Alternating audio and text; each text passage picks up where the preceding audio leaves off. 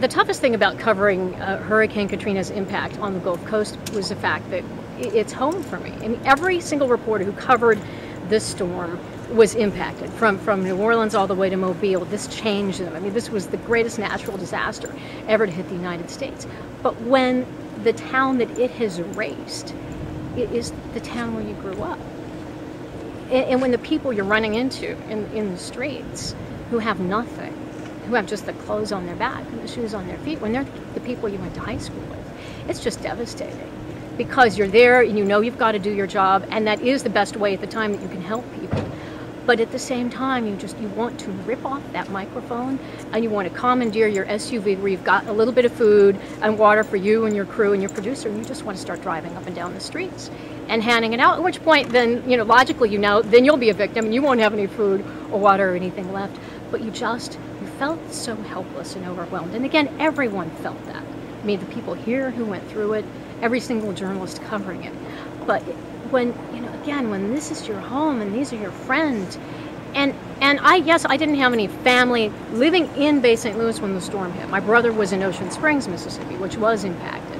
And I didn't find out for days if he was okay, and his wife and their 4 kids. But when you grow up in a town like Bay St. Louis, it's such a small town. Yeah, I didn't have any more blood relatives living in Bay St. Louis physically when the storm hit. But in a town like this, everyone's family. Everyone's family. So you feel everyone's pain so intensely. And you just, you want to do something to fix it. And then there's that belief on the part of everyone that because you're a member of the media, you're a reporter for CNN, you can fix it. You can draw the nation's attention here and you can make everything better. And you realize you can't. I mean, you can do a little bit, you can help a little bit, but it won't fix everything. And that's frustrating and painful, and you get eaten up by the guilt that you can't do more.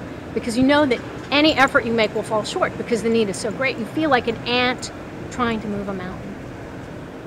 But then you get so inspired by the people here because they didn't give up. They still haven't given up. And you saw them come out of the rubble, and so many of them who went and helped their friends and their neighbors and their families before they even went to check on their own home, to start cleaning up there. And so I realized one ant can't move a mountain, but thousands can. And so that's what we're doing.